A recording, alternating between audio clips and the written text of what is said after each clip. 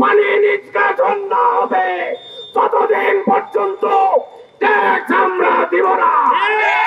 জলাবদ্ধতা দূর করো, তলবিলিশ চালু করো।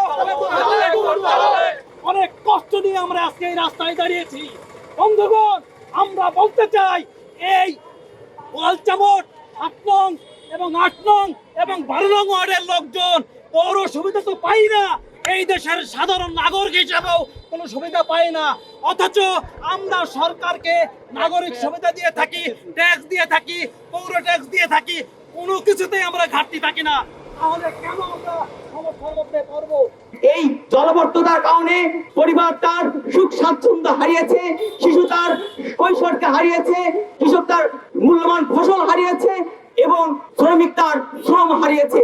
আমরা এই জলাবদ্ধতা নিরসনের জন্যই আজকে আমরা এখানে দাঁড়িয়েছি।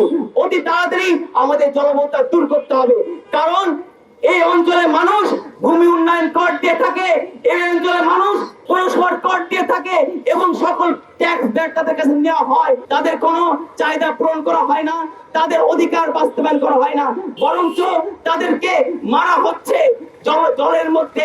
আজকে প্রত্যেক ঘরে রান্নাঘরে পানি, থাকার ঘরে পানি, কোন শিশু বেরোতে পারে না, প্রতিটা পরিবারে একটা অশান্তি এবং তারা গরু পালন করতে পারে না, এই স্কুলে বাচ্চারা যেতে পারে না। আমরা চাই অতি শীঘ্র এই জলাবদ্ধতা দূর করা হোক। প্রশাসনের ডিসি সাহেবকে, ইউনো সাহেবকে সহ সকল প্রশাসনকে আমাদের এই দুঃখের কথা জানানোর জন্য আজকে রাজপথে নেমে এসেছি।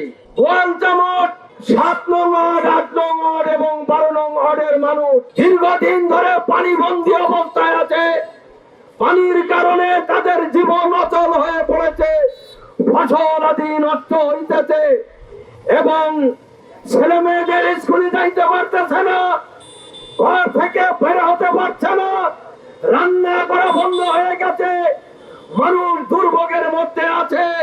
কিন্তু বড় দুঃখের বিষয়, আমাদের এই জেলার অভিভাবক ডিসি সাহেব এ ব্যাপারে কোনো কর্ণপাত করছে না।